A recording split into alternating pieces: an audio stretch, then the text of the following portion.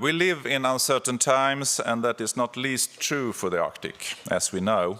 We need to bring in the experience from within, but we need also to understand the world around.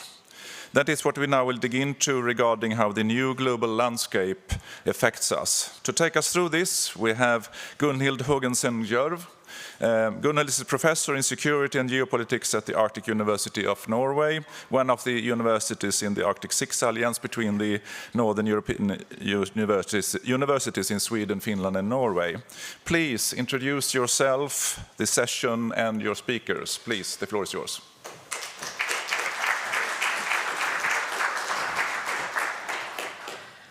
Hi, thank you very much, and thank you for inviting me to moderate this next panel. Now, the panel that we're having is going to try to give a backdrop in 1 hour and 15 minutes about the security and geopolitical situation we find in the Arctic. Already, since yesterday, if you didn't know it before, the Arctic, you can't call it the Arctic because there's so many different places, so many different both people, situation, ethnicities, nationalities, positionalities. It's not just a broad area, but it encompasses, what is it that's roughly said, around 4 million people, half of which are probably not represented here because of the geopolitical split at the moment in the Arctic that we see between what we've been talking about, the Arctic 7, which are now NATO states, and Russia. So my background is in international relations and security, and normally the panel that you would see here, or not normally, in the old days, like when I was studying, you'd probably see military people here and what are called real security experts. Our point of our panel is to show we don't represent everybody, but this is our manageable number. We've already heard, and we should continue to hear from not least indigenous peoples and young people, youth groups and stuff. We have a small representation of who actually need to be talking about security today. So I would like to ask our panelists to come up. We have Lieutenant General Rolf Folland, the Norwegian military representative to NATO. Anita Parlow, former Fulbright scholar and lawyer. Please come up when I call your name. Dag Rune Olsen, rector of the UiT, the Arctic University of Norway. Tukka Karjalainen, who is the Rovaniemi Municipality Senior Advisor. And not least, Jonas Andersen, Chair for Region Jämtland, Härjedalen. So if I could have everyone come up onto the stage. Do we have all 5? 1, 2, yes. Please have a seat. Yeah. Oh, okay, I'll sit over there. I just want to make a couple of points before we get rolling. And what we have is we have just a small representation of people who are in positions of responsibility, who actually need to be thinking about security in a broader way and understand what is now impacting geopolitical trajectories, that it's not just about a line between West and East anymore. Actually, our values have something to say. Our identities have something to say. Our own individual securities have something to say. One of the things which we may talk about here, well, I'm going to make them talk about it, is that the threat picture is not just this sort of classical, which is not unimportant, but classical sort of military threat picture, but we see threat dynamics, threat activities taking place, what are called under threshold, that is, which is not necessarily traditionally military in nature, but which attempt to destabilize, reduce trust, increase doubt within our societies. It's actually targeting us. We often now know them as hybrid threats, and they're of a multiple nature, from sabotage to espionage, hacking, all types of sort of cyber attacks, disinformation not least. These things are attempting to destabilize societies from within. So we are going to be trying to give you this broad picture of what security and geopolitics looks like today in a very complex region. So I'm going to move over there and get us started.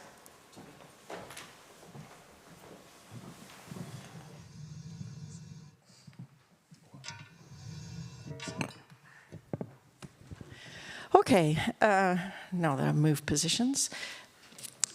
So we're not completely a manel, thank God, but not far from it. Again, I want to emphasize we are not representing everybody. In fact, all of us should be on this panel and having this discussion. So we're actually the start for this kind of discussion. And what I'm going to do is I'm going to ask our panelists to provide 5-minute interventions to say something about the complexity of security and geopolitics in the Arctic. And I'd like to start with Lieutenant General Rolf Folland, just to give some general insights regarding the security situation in the European Arctic in particular, but also broadly, and the priorities for NATO. You've got 5 minutes. Okay.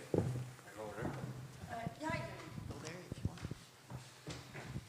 Okay, thank you. I'm the traditional classical dinosaur here on the military side.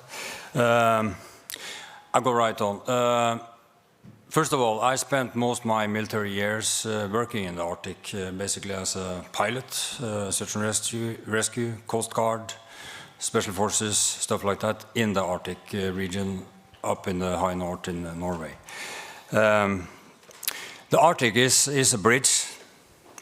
It is a lot of things, but it's also a bridge between Europe and North America and Indo-Pacific. And I believe that allies and partners that seek to uphold the values that we are seeking and the international rules-based order must work very closely together for their prosperity, for the people in the Arctic and the security in the Arctic. But I must say it's important that we look behind just defense and also work hard on areas like diplomacy, economics, and of course science. And security is not only a defense mission. We all have a very important role to play, and we must come together to play on all those arenas. Of course, I'm a military guy, so I will focus more on the military security in the Arctic. And it is only possible when we have a collective security of the Arctic in a system of international norms. And collective security is normally built on trust. Russia holds the largest landmass in the Arctic. It is the biggest actor in the Arctic, also militarily. But Russia's unprovoked war in Ukraine has eroded trust. So I will speak a little bit on some of my observations on Russia in the Arctic.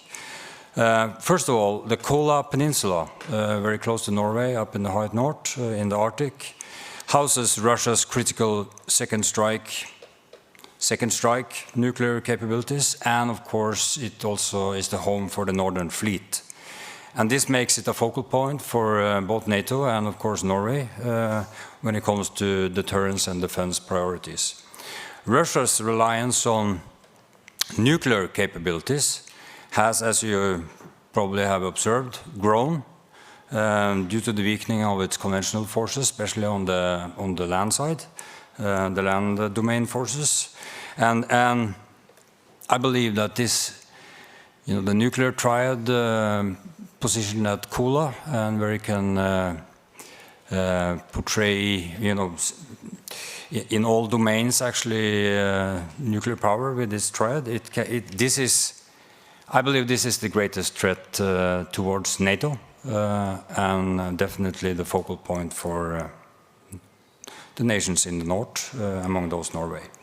The Black Sea Fleet is is half broken. It's locked. The Baltic Sea is narrow, shallow, and basically surrounded by NATO countries, NATO nations, NATO allies. So the Northern Fleet is the only place where they actually have freedom to maneuver into the Arctic, into the Gjørv, Norwegian Gap, and into the North Atlantic. So the Barents Sea and the Arctic serve as a gateway for Russia to portray power out in the global arena. Another thing, climate change, and this is also very well connected to security. It's changing, the Arctic is changing, as we know, it's melting, creating new opportunities, but from my perspective, it's creating a lot of, the activity increase in a lot of areas, both when it comes to fisheries, tourism, and the search and exploitation of oil and gas, and also the hunt for rare earth minerals below the sea bottom. And this increase in maritime activity will also increase the need for search and rescue, Coast Guard, and more Arctic governance. And this is in an area where we see the great power rivalry. We see more influx of Chinese activity. We see more cooperation between Russia and China, also in the Arctic. They've been sailing together with battleships. We've seen they've been doing long-range aviation with bombers in the Arctic and the near Arctic area. And we also see more Coast Guard activity doing that together with the Russian and Chinese Coast Guards. So when I was air chief, I'll just wrap it up now, but I was air chief of Norway in the period 2021 to 2024. And in this period I met General C.Q. Brown, who is now the chairman of the Joint Chief of Staff. He was then chief of the U.S. Air Force. And he said his kind of slogan was accelerate, change, or lose. And I think this is actually one of our biggest challenges, also when it comes to the Arctic. Our ability to adapt fast enough to the changes we see, both on the security policy side, but also environmental, science, economics, everything is changing. So this ability to adapt fast goes for a lot of arenas, and I think that is one of the main challenges. So I think for security in the Arctic, the most important thing right now, from my perspective as a Norwegian military officer and a representative to NATO, is actually that we are able to work together, all the actors that have stakes in the Arctic. And I think another thing is to be present, to actually build the right picture, because it's changing so fast. And I also think we should work hard on strengthening the governing bodies like the Arctic Council, which is a little bit divided right now. That is a challenge. I'll leave it with that, and then we can come back to questions. Thank you. Great, thank you very much. And then we're going to move to, well, actually, I mean, let's just say we've got a very good overall picture, but even though from a, Rolf, classic military guy, as you said, you have a much broader vision of security than what I remember hearing back in the old days when I started working on security studies. And this is really important. I think, Anita, now, if you want to sit there, you can with a microphone, or it's up to you. You can also now expand on this particular picture and come from particularly under threshold, but also the relationships between institutions. Thank you. I'd like to first thank the Arctic Futures Symposium and Joseph Cheeks, who carried me through, and Gunhild, Hoogensen, Gjørv, and the presenters from yesterday. And might I pick where you started? I will bring it up to that point. And forgive me, I'm reading my remarks to keep myself on point. So over the past decade, the world's rules-based order is being challenged in an increasingly open and targeted manner, creating challenges to liberal democracies, particularly in the West, as the distribution of power is on the table. When 2 fiber optic telecom cables were severed in the Baltic Sea a few weeks ago, a Chinese ship, the Yipeng 3, had sailed over the cables about the time that they were cut. Subsequently, the Danish Navy and German and Swedish Coast Guards opted to stand watch over the ship until they determined who caused what appears to be sabotage. A few months earlier, a recently consecrated Russian Orthodox church located in Sweden, close to the airport and electric power plants and other critical infrastructure, was linked to Russian intelligence operations. The church is also nearby to a nuclear power plant that provides fuel for a Ukrainian state enterprise that operates all 4 of its power plants in Sweden. As European and UK security and intelligence agencies increasingly and openly place the blame for sabotage, cyber disruptions, and vandalism on Russia, and less so, but increasingly China, as both nations seek to often jointly expand commercial activities in the region that is warming 4 times as fast as the rest of the world, Bundestag Chief Bruno Kahl indicated that the attacks went far beyond potential accidents or unconnected acts, saying he expects Moscow to further step up its hybrid attacks. The rising frequency of accidental cyber events, low-level destructive criminal acts, increasingly and regularly deployed by Russia, China, and Iran, illuminates the extent, intensity, growing sophistication, and acceleration of attacks against civilian populations and their infrastructure. In July, the Western NATO allies convened in Washington, D.C. during its 75th year anniversary. The 32-member Military Defense Alliance primarily discussed Ukraine and how they might improve support of the besieged nation to drive Russia out. The members also discussed the unfolding form of warfare deployed by attacks by its adversaries, attacks that bear scant resemblance to the threats following World War II. Hybrid war, a centuries-old political military strategy, has found contemporary foothold. The weapons of hybrid war, the internet, social media, artificial intelligence, culture, and law, are wielded to wage lawfare, create disinformation and misinformation systems, conduct small-scale vandalism to critical infrastructure, including the undersea and oil gas pipelines, and sabotage communication systems.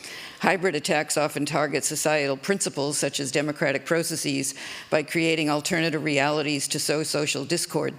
The Estonian president suffered a hybrid attack when Estonia, following a hybrid attack from Russia in Estonia, pointed out that Russia's intention, along with China, increasingly the BRICS, intends to hollow out democracies and democratic institutions, create mistrust amongst the citizenry, and reshape the rules-based order that has existed since the end of World War II. Both Russia and China have expressed their distaste for an order that they say serves the interests of the West and the United States. Hybrid war has, and that may be true, but maybe there are other ways to challenge an orthodoxy. With the advent of smartphones, social media, and the interconnected digital networks, physical national borders have far less relevance. The concept of peace in the constantly moving cyber domain does not exist. So to successfully defend against hybrid attacks, the West is broadening its capabilities, collaborations, and fundamental meaning of war. As a corollary, given that the cyber domain knows no borders, the meaning of sovereignty itself is in question. Following its unprovoked kinetic invasion of Ukraine, the Kremlin unleashed its global hybrid assault, as in 1923 breached several European banking institutions, including the European Investment Bank, in retaliation for Europe's support for Ukraine. In November that year, Denmark suffered its largest cyber attack on record when 22 power companies were shut down. In February 2024, Russian hackers injected malware into servers at the embassies of Poland, Georgia, and Ukraine to collect information on European and Iranian military activities. Svalbard archipelago, by virtue of its 1920 treaty, Russia is appropriately present. However, Svalbard appears to be a point of departure to the maritime Arctic and a centerpiece of Russia's high north, if not global, strategy.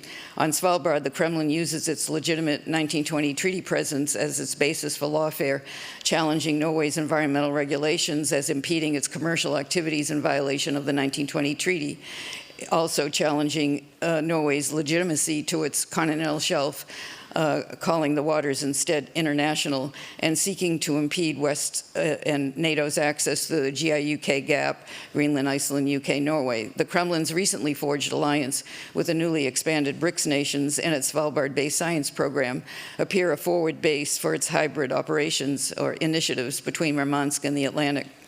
At the 2024 NATO summit, the heads of state agreed to establish a Belgium-based NATO integrated cyber defense center.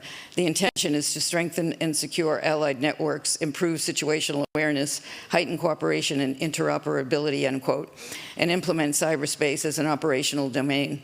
The Pentagon recently released its U.S. Pentagon its strategy to achieve IT integration and interoperability to turn strategic vision into operational reality, end quote.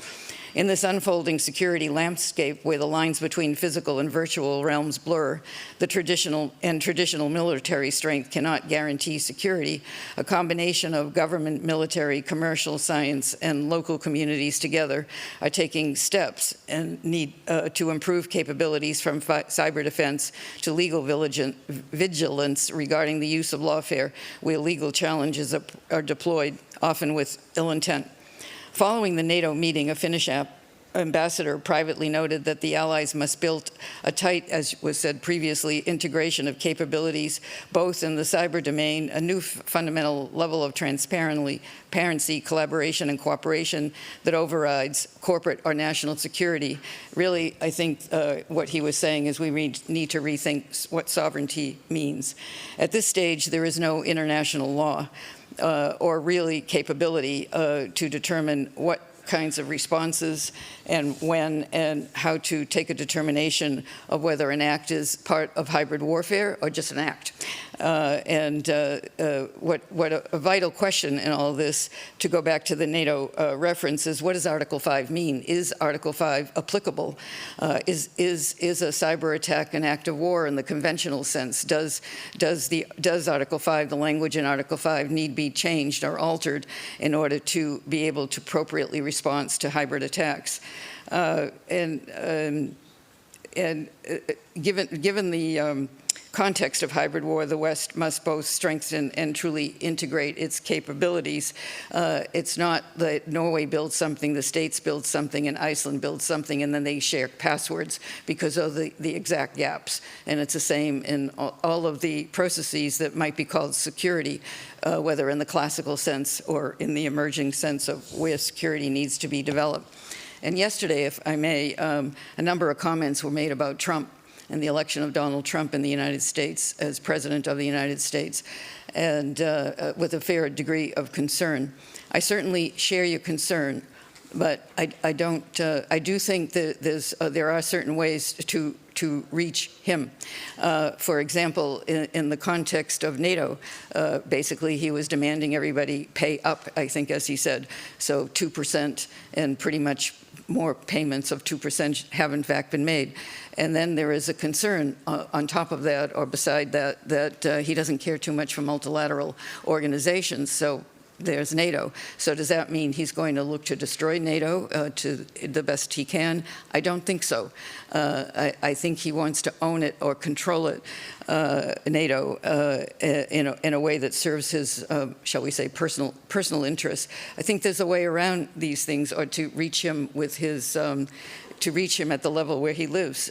For example, if he was basically saying NATO has to increase, the NATO member states need to increase their contributions and increase their ownership, if you will, of the tactics and strategies of NATO, well, it would seem to me absolutely appropriate for the Arctic nations, NATO members all, with great understanding and capability of the Arctic region, and in the context of hybrid war, living right next door to Russia, to lead the way, and that the United States follow, and that Trump is told he would do a very good job by following the processes now that the members are paid up and are taking more responsibility for the defense of the region of the West. Who knows if it would work or not, but as somebody said yesterday, don't give up and act, and so we must. And I thank you all very much for your time. Thank you very much, Anita. And I would like to say that there's a couple of points I want to bring from Anita's talk to what the direction that we're going in. That is both the types of coordination and cooperation between institutions and interstate institutions, but also how you were talking about the relevance of hybrid threats and the role of civilians and destabilization and distrust.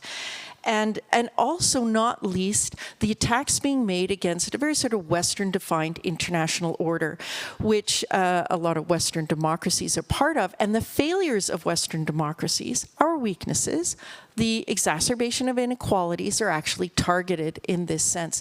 This means not for democracies to just sort of crumble, but in fact, we need places where we can engage these sorts of discussions about the inequalities and to try to improve democracies. This is where universities play a very important role, also being a center for reliable, trustful information and research production. So I'd like to hear from Dag Rune Olsen, who is the rector at UiT, to comment on these things. Thank you. And thank you to my colleagues up here for a comprehensive analysis of the situation we are currently in. We quite often say that, or describe rather, the Arctic as high north, low tension, which is obviously not this anymore the case, at least to the same extent as early on, obviously due to the Russian invasion of Ukraine. And obviously, again, as Russia makes out 40% of the Arctic, important Arctic state, which we cannot collaborate anymore with, as compared to early on. That has some severe consequences for academic institutions, for research. I will come back to that. But also we see there is an increasing interest in the Arctic from a variety of nations, not being Arctic nations themselves, but taking an interest in the high north in the Arctic for, I'm sure, a variety of reasons. Very often, research is at least a part of their toolbox in taking interest in the Arctic and having activities in the Arctic. So I think it's fair to say that obviously the situation is much more complicated. But for universities, that also represents I won't say an opportunity, but there's a demand for academic scholarly activities related to the new situation we are in the midst of. It's not like that it's of less importance to understand Russian politics and the geopolitics of the high north, of the Arctic, simply due to the fact that we do not collaborate with Russian institutions, and there is no trade, there's very limited diplomatic relations and things like that. On the contrary, it's more important than ever to have a grasp on the political situation, the economical situation, etc., in Russia. But also how the various actors in the Arctic play, the geopolitics of the Arctic. It really demands a scholarly approach to the or analytic approach to what's happening in the Arctic. So that is definitely a role also for academic institutions. How can we do that? Well, I think we need to collaborate because across institutional borders, across nations, obviously, in order to have let's say, a comprehensive view on what is actually happening, what is actually taking place. If you, for example, look at the climate change, which a number of people have alluded to that, obviously, it poses a huge challenge, a threat to livelihoods, etc., up north. I'm not going into detail because it has been dealt with early on, but since, again, Russia represents 40% of the Arctic, the landmass is enormous, the waters and seas, but we cannot have any data on what's happening in the Russian part of Arctic due to the lack of scientific collaboration. And this is pretty uncommon because, I mean, there has been crisis on this globe before, and the diplomatic relationships has been quite bad, not necessarily well-functioning or not at all perhaps, but we always had some kind of science diplomacy where in the meaning of scientific scholars being able to collaborate across borders, even though it has been chill winds and the diplomatic relations have been quite bad. This is not the case anymore when it comes to Western or international collaborations with Russian scientists. So there is a lot of knowledge that we won't get hold of, which is probably crucial in the understanding of the ongoing climate change and the consequences of that. And that has security consequences as well, and also for military operations in the high north when the tundra is thawing and, yeah, you know, landslides and things like that. So there's a lot of issues related to the consequences of the climate change. I think we also really need to understand to a much larger extent, Gunhild has pointed to the so-called hybrid threats. I think one of the complexities that we see that we need to dig into also from a scholarly perspective is how are these threats changing as compared to early on. Not only the classical military threats, but hybrid operations that is used to destabilize societies. Of course, they won't call for the same kind of military action as ordinary attacks or classical attacks by military or armed forces, but they might destabilize the society. And how do we deal with that? I think universities, of course, again, need to invest in understanding what's going on. But I think also universities plays a different role because a democratic society rests on the discussions, the debates, the insight, and the openness that is also characterizing universities in the way they educate people, the way we do research. So in societies where we can suffer hybrid operations, or we can see or been subjected to hybrid operations in order to destabilize societies, I think it's extremely important that universities take on their role as institutions that can uphold a civilized debate, being a sort of or deal with alternative truth and all these kind of things that we see challenge our society of today. I think to round off, to finalize my intervention here, I'd like to just point out that collaborating across Arctic institutions like universities, behind me you can see Arctic 5, I think it still says, it's now Arctic 6 universities, northern part of Norway, Sweden and Finland, but we also have universities of the Arctic, an institution that covers approximately 250 universities and research institutions that take an interest in the Arctic and are located in the Arctic.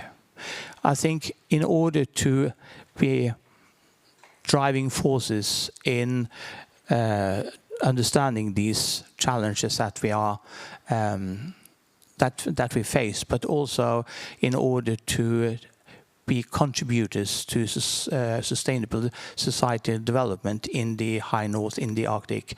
I think the educational and research scholarly activities across countries, across institutions in the high north, in the Arctic, is absolutely vital.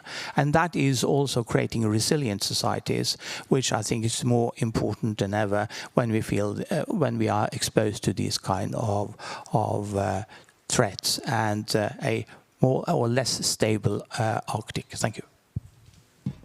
great. Thank you very much. And to take from what Dag Rune was just talking about, we're now moving into what it takes to build resilient societies, because actually what we're gravitating towards is, rather than military responses, a total defense or comprehensive security that is a civil military response. And that means that actors both in the military sphere but also in the civilian domain need to be thinking about how to mitigate or prevent particularly the under-threshold types of threats that are targeting the civilian domain.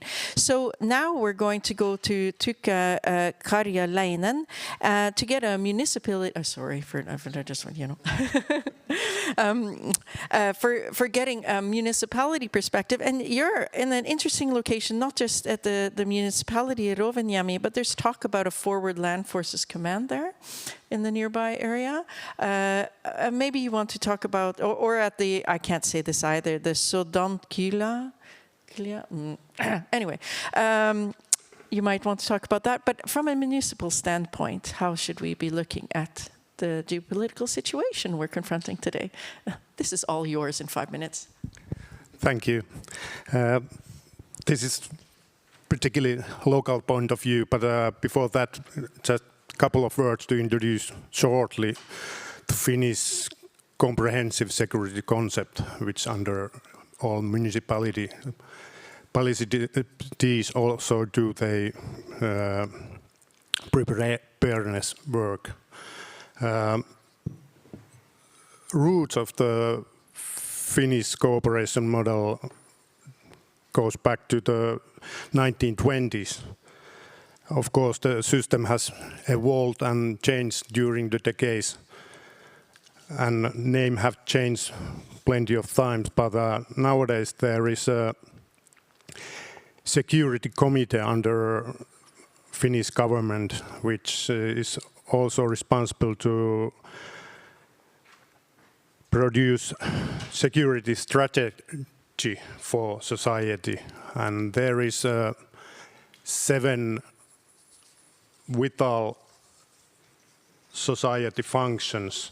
And one of those are functional capability and for the population and services, and that obligates municipalities to do their preparedness work and planning for the normal times and of course the emergency situation also. And municipalities provide most of citizens' basic services such as primary education and waste management and that kind of things. Even if the provision of the services is, has been outsourced, the municipalities has the primary providing responsibility is the municipalities.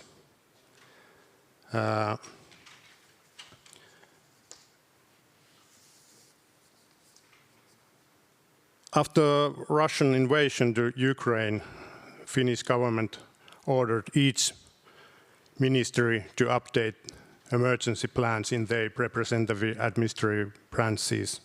And so we have done also in Rovaniemi. We have, for example, updated our plans concerning command post and connections, civil protections plan, our evacuation plan, and plan for large-scale immigrations. We have upgraded and acquired more backup power generations and update our crisis communication plan and created website for preparedness issues for residents, and also have a couple of exercises to train these plans. This is just a short list, not all of, but to get the picture. And when it comes to forward land forces, as we know, after the 2017 NATO established battalion size multinational troops in Baltic states and Poland, and after invasion, Allied reinforced those existing battalions and battle groups and agreed to establish 4 more multinational battle groups in Bulgaria, Hungary, Romania and Slovakia. And now as a new member, there has been a discussion that such a unit would be also set in Finland also.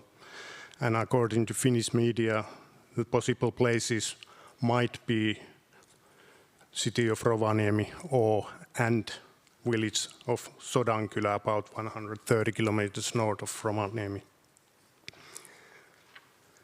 Well, Rovaniemi point of view, there has been multinational military exercise about 25 years in Rovaniemi, so the effect wouldn't be probably not be uncontrolled or dramatic.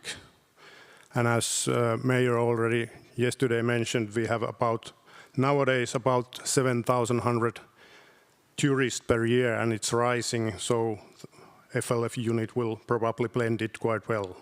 However, I must emphasize that no decisions have been made so far, at least not published, but we are definitely ready in Rovaniemi and warmly welcome those groups if so decided.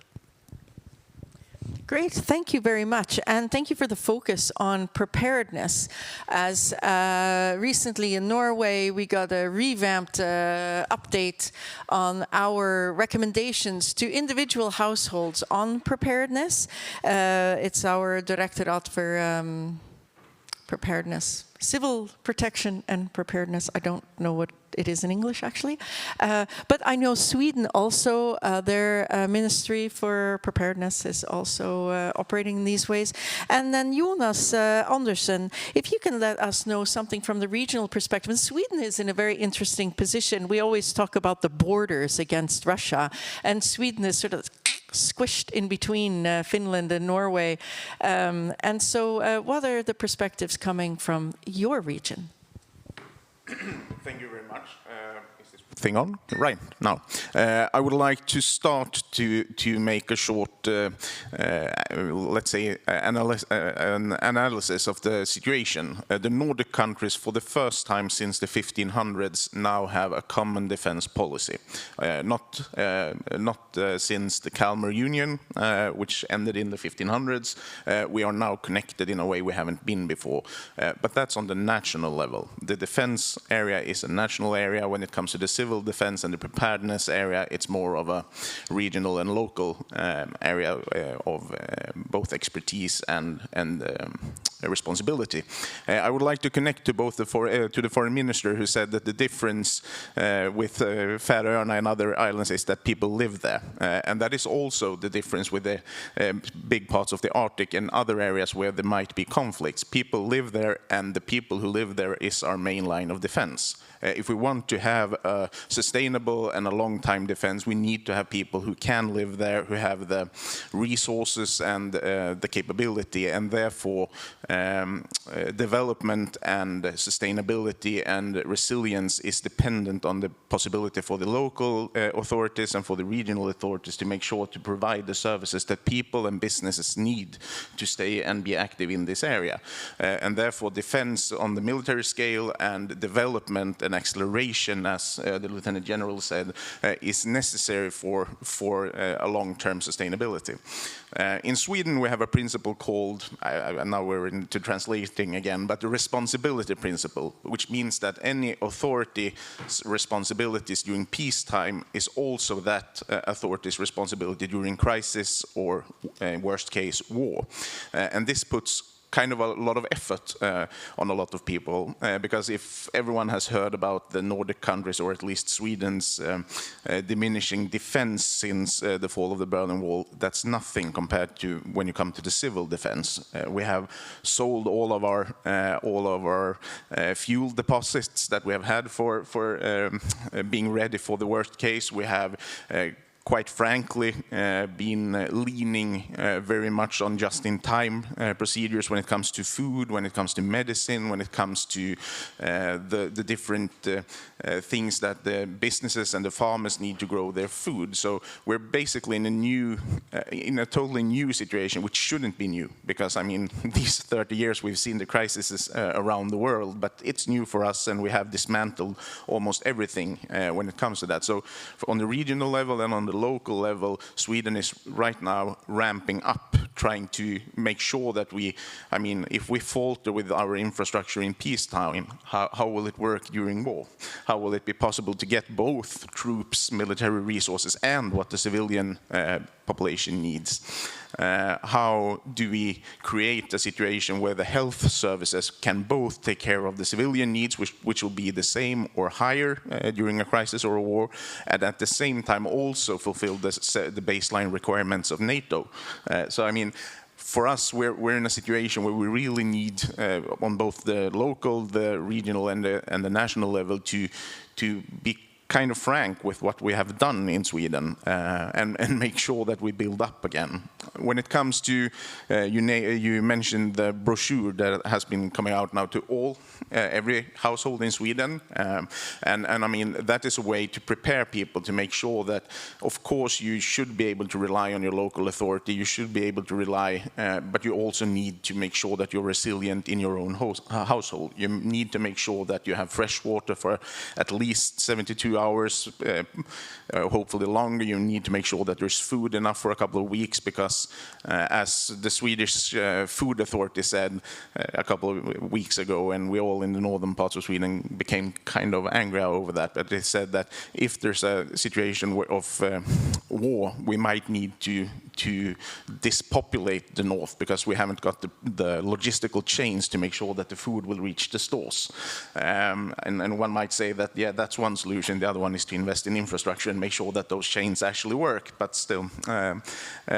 So this brochure is a part of something new. I mean, I was born a bit before the fall of the Berlin Wall, but I have never, this hasn't been a topic in civilian households, and now it's a topic. It's a topic around the tables at your workplace, where you discuss preparedness, where you discuss your own responsibility in this.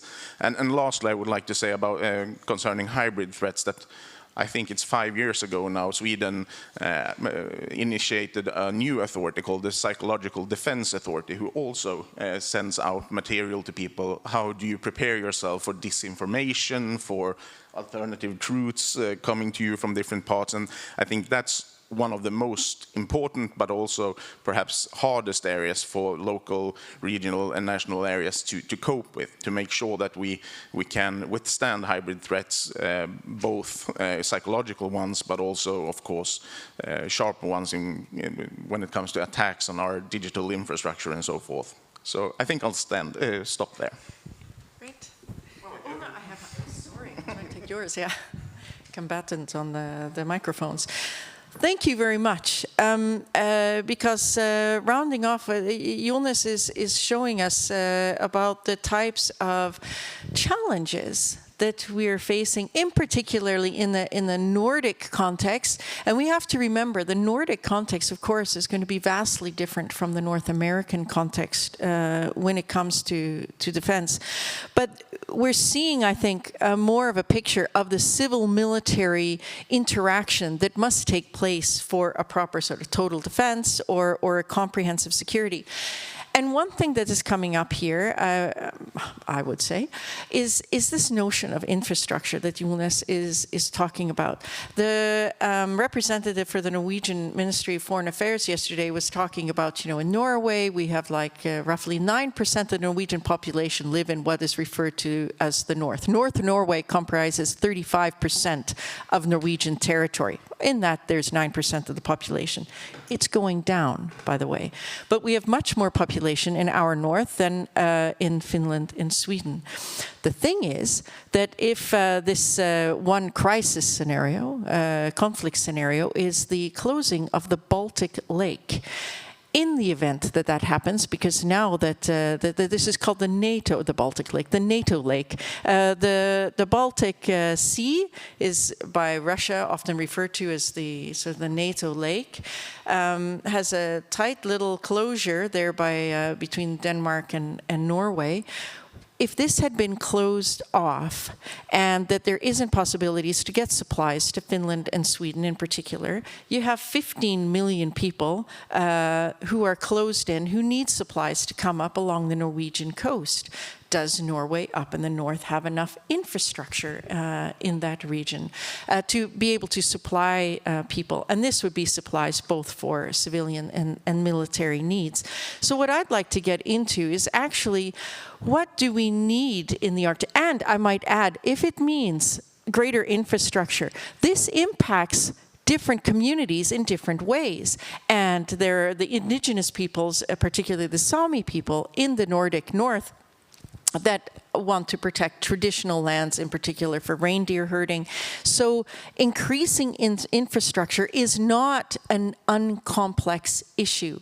So trying to take into the interests, the values, and the perceptions of security of different communities, while at the same time maximizing civil-military cohesion, how can we work towards a better coordinated, at least European North? And if there's any comments on what this means also for the North American. And I will start with Rolf, please. Yeah, thank you. It's, you know, to bring it back on the military side a little bit to start with, it's NATO's maybe most important task is actually to secure the sea lines of communication between the North America and Europe. And those sea line of communications, they, you know, that implies you have to secure the Gjørv Norwegian gap and also the A-pods and the S-pods. You know, the maritime and the airfields, the maritime harbors and airfields, to actually receive those logistical elements and then push them further into Sweden and Finland. And most of the lines of communication, the land lines of communication in the Nordic arena, they go from south to north direction. And now you need to revitalize and build up the infrastructure that goes from west to east, so you can actually push logistics from the harbors and the airfields in Norway further into Sweden and Finland. And that is worked on as we speak. I think it's at least a trilateral agreement between the different governments.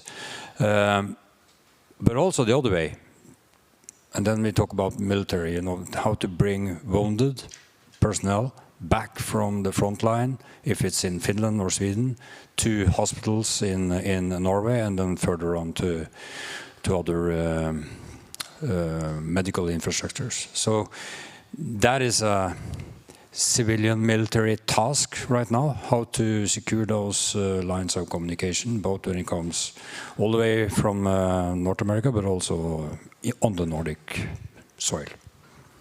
Yeah, thanks. And we'll first go to Dag Rune, because he has a comment on this. But I think the question of infrastructure is really an important one. But Dag Rune, please. I think the discussion we've had back home when it comes to infrastructure in northern part of Norway, well, when you look at the needed investments and return of those investments, one has figured out that, well, it's not worthwhile investing. I think the reason is, well, the reason for this kind of conclusion is that, of course, you haven't figured into the equation the security issues, the change that we are in the midst of. If you do the calculations, if you do the maths, again, with respect to, or taking into account also the need for investments and the return on the investment for increased security, that figure might look differently.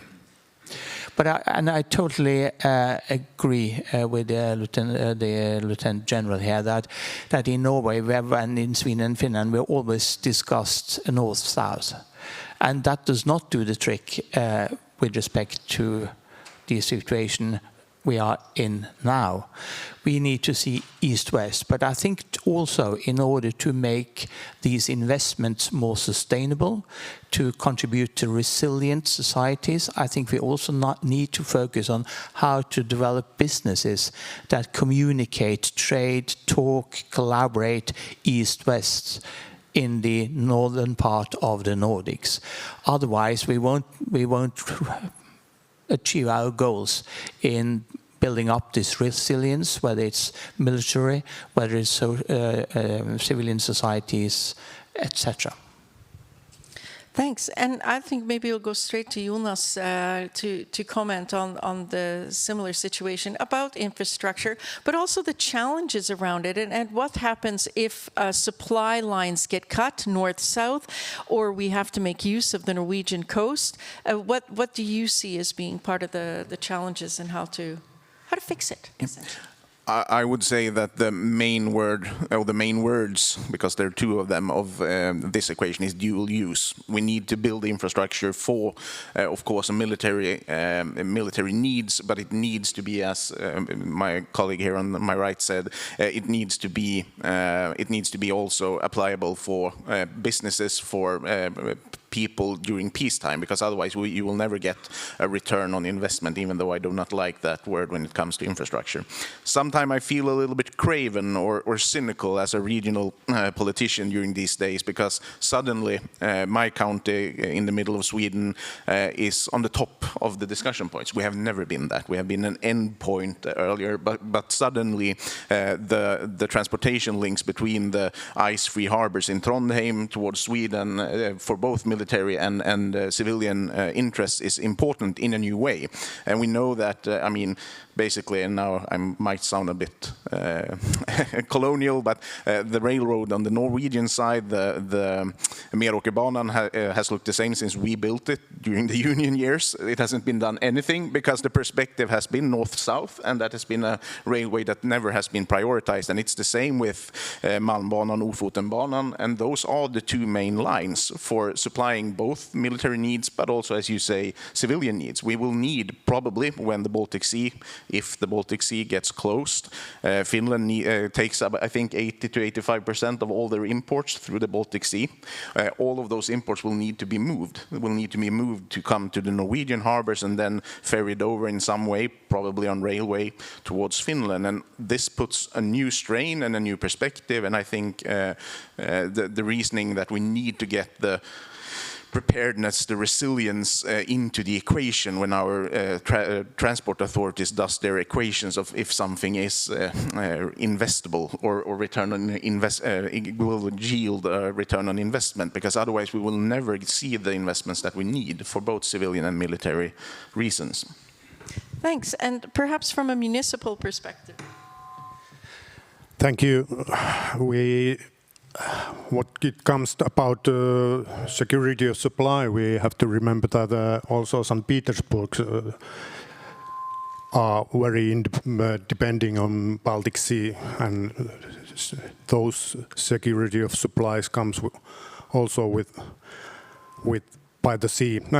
We have done road trip at the region, at the border, Narvik, Kiruna, and we have already common understanding and common interest to update infrastructure in that area. There is coming common statement, and what we need in that area nowadays is a state-level agreement and, of course, some money. Yeah. Isn't that what it always comes down to? We need some money. Anita, I'm thinking you're getting more of a very Nordic perspective, but you can maybe take us out again and give us sort of a broader view before we go to questions to the audience. Not so much a broader view, but... thank you. Senator Murkowski from Alaska has recently been addressing this issue, and she has run down every point of attack, really, I guess one would say, that is occurring in Alaska. And one of the points that she made is that just what's being said here is resilience and backup. So you can't just have one communications capability in a remote area that gets taken out because then you don't have communications. So she was speaking quite a bit about resilience in that respect. And then also the information sharing. There's been, sort of planes in international airspace and boats and vessels and with China and Russia on the Bering Sea and international waters, and really kind of a ramping up of a variety of dimensions in which the threats are operable. And communications, she says, is really important broadly, both within state and then within nation and then amongst nations, just as being talked here. And then the points being made here, she also made in terms of local, national, international, in a very coherent manner must be the capacity for communication and knowledge shared at the most delicate levels, shall we say, because this is, I think, maybe where it operates. And if I may make just a quick point, I've learned a lot, thank you. But in the context of waiting for Russia to stop its genocide in Ukraine in order for us to move forward doesn't seem like the best idea. And I'm speaking out of my space here, but if we can figure out as a species of how to get the most minute information from Mars, probably we can figure out ways to get information in the Northern Sea route. And given climate, which works for and against us, I guess, in various kinds of ways. The ice will melt outside of territorial waters, and at a certain point there'll be access where there isn't now. And what does that mean? The person who spoke yesterday, I forgot her name, forgive me, for the Inuit Circumpolar Conference, made a very interesting. Sarah Olsvik. Yes, Sarah Olsen. She said that, look, we're cross-border. I mean, we're here and there and here, and we're communicating. And to the extent that we do so and we stay out of the way of reprisal, that we're able to engage in manners that otherwise don't occur. And perhaps the ICC might have some concepts that could be brought, not perhaps, they have concepts that could be brought into, and really in a sense taking a leading edge on how the cross-border communication information that wants to be maintained privately amongst allies. So it seems the sort of local, national, international component of it is absolutely critical, and that we have the capacity, as people had said yesterday, to move forward without them. We don't need to wait and welcome them back, at some point. But right now, we are fully capable of acting, in ways that would be appropriate. Thank you. Thanks. And a last comment from Rolf before we take a couple of questions. Go ahead. Yeah, just a quick comment, because you said some parts of Arctic people live there, but there are also huge areas where there are no people. And from a military side, one of the challenges is actually to have sensors so that we actually can build a picture and know what's going on. Because what are we afraid of? We're afraid of someone interfering with the sovereign rights and do some land grab or exploit resources where they cannot do it and stuff like that. Well, we have to know that it's going on, and it's huge areas that we don't know anything of. So, and this goes to accelerate, change or lose. The space domain is here.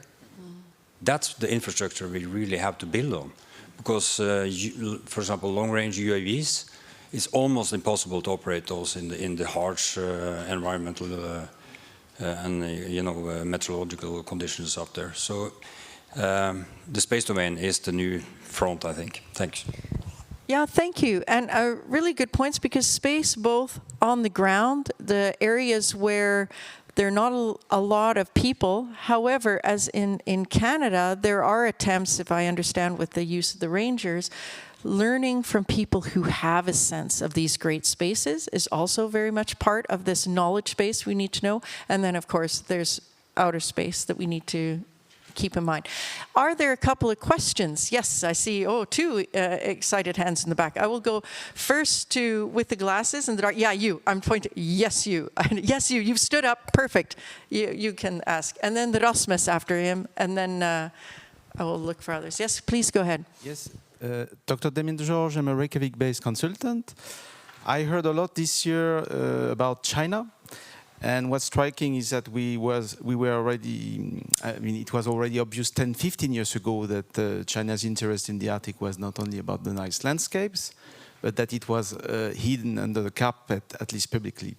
And the China-US competition in the Arctic was very tense during Trump's first term. So my question is, how do you foresee this competition in the Arctic to evolve during Trump's second term? Okay, hold your thoughts because we'll go to Rasmus. We'll just get a couple of more questions. Yes, I'm Rasmus Bertelsen, a colleague of Gunhild at UIT. A quick question is probably particular to General Folland. You're all talking about, a quite high level of escalation, crisis, war. So my question is, what's the professional official thinking about the escalation ladder going there? I mean, we don't randomly wake up one morning with a crisis or war in the Arctic. So what is the thinking about the escalation ladder going there? Thank you. Great, thanks. Do we have one more or should we? Yeah, and then the last question we'll take is there. And then we'll just, all of you will get a chance to respond. Thank you. My name is Sebastian. I'm from the Norwegian Institute of Water Research, NIVA. One other thing that we don't wake up randomly one morning is without population in the north. Gunhild mentioned before that there is less and less people in the north. Currently in Norway, I believe you mentioned 9 million. There's also a northern 9%, not 9 million. Yes, 9%. That's correct. 9 million would be quite a lot more. Actually, it's 8.8 now. So my question is, how do we deal with this? Who should deal with this? And what are the solutions? Thank you very much. And starting with answers to this, I'm going to start with Dag Rune, if you have any. Well,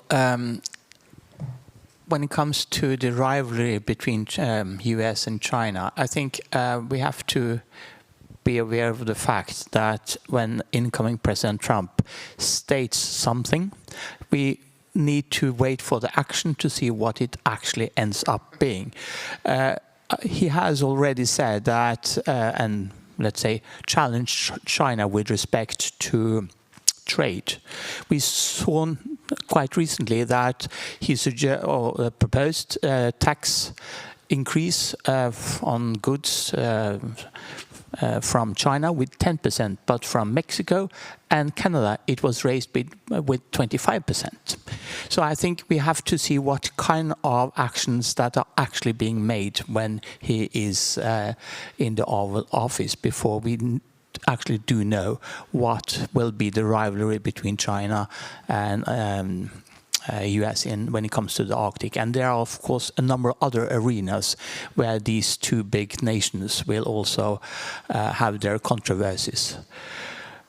When it comes to the northern part of Norway, Sweden, Finland, and other places there, we would like to see to it that we at least maintain, perhaps also even increase the population. I think it's a highly complex question. I think if you look at different countries, they've tried out different policies and they haven't worked out very differently. I think one of the critical issues is at least that we need to be able to develop businesses that attract people that can also live in these societies with a life quality and a work-life balance and all these things that is appealing to young people. Of course, with the let's say new or the increased enhanced possibility of working remotely, you can virtually be employed at any sort of company, at least if you work through your computer mostly. So there are new possibilities, but I'm absolutely sure that we need to develop businesses in those regions we would like to populate. It's not simply enough with whether it's military personnel or it's public institutions. We need to have the complete societal mix of these, and then of course it's policies that has been to be installed, and there has to be willingness in investing in rural areas to set up companies, businesses, and then again I think that rests on the willingness to install policies for that. Thank you very much. Tukku, do you have comments from just really the civilian side, the city level side? We're talking a lot about cooperation. Dag Rune has talked about business. We're talking about critical infrastructure. From your position, what would be, and also about the questions that we have often about infrastructure, China is trying to woo a lot of our municipalities with investments and such. So what is the position from your side? Thank you. In city point of view, municipality level, of course those infrastructures which are under discussions will make a living environment much better and much easier if they exist someday. And that might be one of the answers, the population's level, and maybe so many won't like to move south anymore. What it comes to escalation at the Arctic level, in my point of view, it's depending on the point of view. It can be also seen as a stabilization. Meanwhile, when we were discussing about low tension and Arctic, the Russians was rebuilding bases and garrisons over there, and as a general already mentioned, they are only superpower and at the Arctic at the moment. So if so-called West is doing there something, we are just going to the stabilizing level, not escalating. Thanks. And Jonas, if you want to take the task of answering those three broad questions. Well, I mean, if I'm going to start at the local level or at the regional level, we saw about a decade ago how China started to buy critical infrastructure from the municipalities to provide services for the municipalities. And I think that's one of the main reasons why we need to have a place-based policy and a national and European strategy for investment and for development, which does not make these offers attractive for the municipalities. We heard stories about harbors being bought by Chinese entities in the last stage, or at the highest level they were state-owned. I mean, that gives them a certain level of information about critical infrastructure, of a possibility to hinder or, in worst case, even destroy communications in our country. So I think China should be top of mind, even though right now we're talking a lot, of course, of Russia and the eastern threat closest to our borders. But there is still a large Chinese interest in Northern Europe, and we need to be careful about that. Regarding escalation, I mean, no one here thinks that we will see a full-scale invasion tomorrow. We will see this in incremental steps, and I think that most of those threats are, of course, handled by our military friends, but at the local and then regional level, we need to make sure that we have the sustainable society for people to be able and to want to live.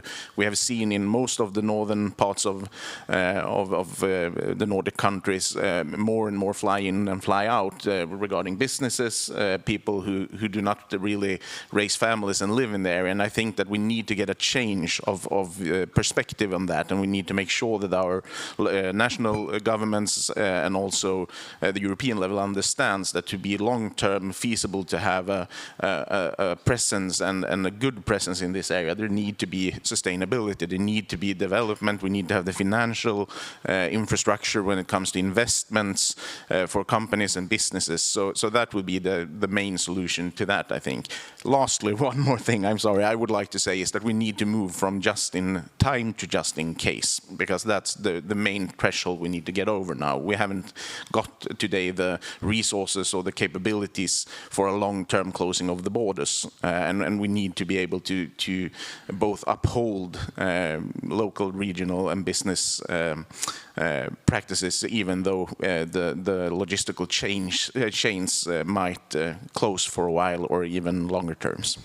And yes, I am eating into your snack time, but I do want to hear from our last two panelists, Rolf and Anita, on these questions, just briefly. Yeah, I'll answer one of them. I think you was asked about the escalation ladder. Yeah, it is a lot of talking about the worst case scenario, and that's how we plan militarily. But it's about deterrence and defense. So we have to prepare for war to actually deter from war. So that's the case. Nobody wants war. We want to maintain peace, but to be able to do that, we have to actually deter credibly, and that's why we have to be present and build capabilities, and like integrated air missile defense to defend from the missile threat. Russia is a big missile actor, and be able to build for like flexible response launch options when it comes to bringing new satellites into space, stuff like that. That is credible deterrence, and that's why we prepare for that, because we don't want war. Thanks, and Anita, you get the last brief word. I'll be brief, thank you. I would basically be saying the same thing, just to say that the U.S. 4 years ago in its election, 22 states were impacted by information and disinformation campaigns. And the points being made about the investment at local development, the local, state, national, regional, absolutely key. The U.S. is for sure way behind on that. And the capabilities absolutely essential. And the escalation question is they keep pushing, and everywhere they push, they see what the reaction or the response is. Not to sound too paranoid about it, but when you have flights overhead and boats and vessels with China and Russia going up the Bering Sea in coordination with the kinds of cyber attacks and the kinds of cutting of cables below the sea, and not all has been proved at this point, and important again to be sure of the facts. But it all starts to look like a picture, and it's an attack on democracy, as the Estonian president said, in my opinion. Thank you. Thanks all for handling a really complex subject in a short period of time. My thank yous.